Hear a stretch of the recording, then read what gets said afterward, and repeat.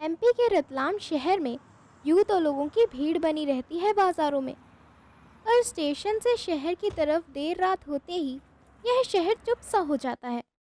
Railway station पे भी platform में मुश्किल से एक आध चाय वाला और बाहर एक दो ऑटो वाले सवारी के लिए ही मिलते हैं।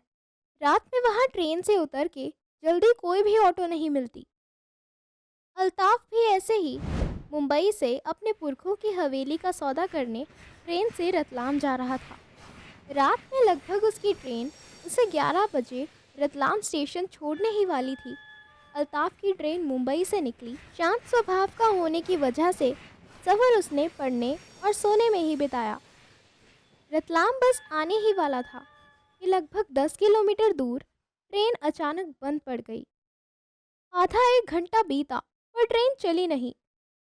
11 वही बज गए थे रात के और रतलाम अभी भी थोड़ा सा दूर था। अल्ताफ बड़ा ही परेशान हो गया। अल्ताफ ने कोच अटेंडेंट से पूछा। क्या हुआ भाई, ट्रेन क्यों रोकी है? वैसे कब तक चलेगी ये? अटेंडेंट बोला, साहब कुछ पता नहीं, कुछ इंजन की ही गड़बड़ लग रही है।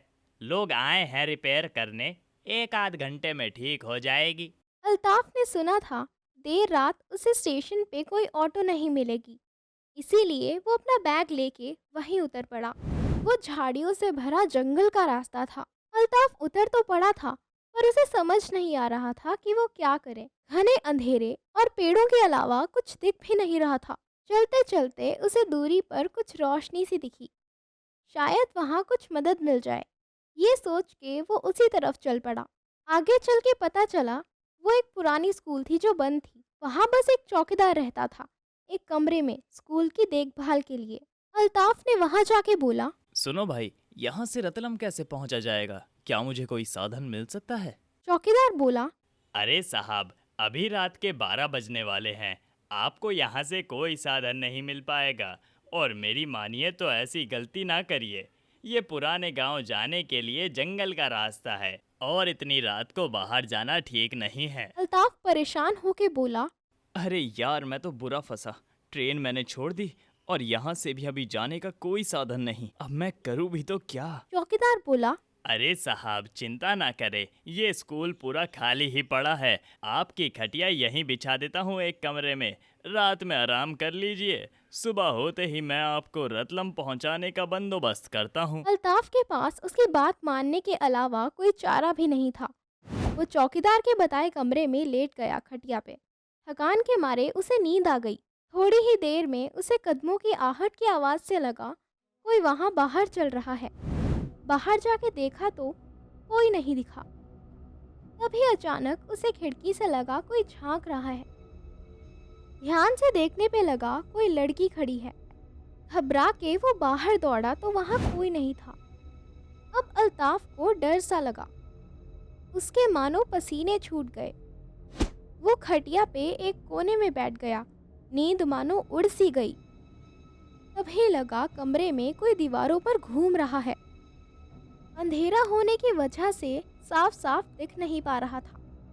मोबाइल की टॉर्च से देखा तो एक जला हुआ शरीर लिए डरावनी सी दिखने वाली लड़की कमरे की दीवारों पर चल रही है। इतना भयानक नज़ारा देख के अल्ताफ जोर जोर से चिल्लाने लगा, पर मान लो उसके गले की आवाज़ ही कहीं चली गई हो। वो बाहर की ओर भागा चौकीदार को बुलाने, पर ना ही बाहर चौकीदार था और ना ही उसका कोई कमरा। यहाँ तक कि वो पूरी स्कूल ही गायब हो चुकी थी।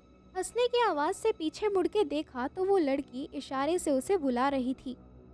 इतनी घबराहट से अल्ताफ बेहोश होके वहीं गिर गया। सुबह जब उसकी आंख खुली तो देखा कुछ 3-4 लोग आसपास घेरा बना के खड़े थे।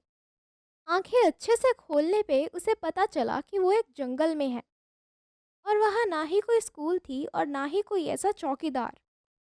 वो लोग पास के गांव वाले थे। उन्होंने अल्ताफ को हाथ पकड़ के खड़ा किया। अल्ताफ ने उन सभी का शुक्रिया अदा किया और सारी बात बताई। तभी उसमें से एक गांव वाला बोला, अरे साहब, आप यहाँ कहाँ से आ गए? वो लड़की हमारे गांव की चंदा थी। पति ने उसे जलाकर मार डाला था।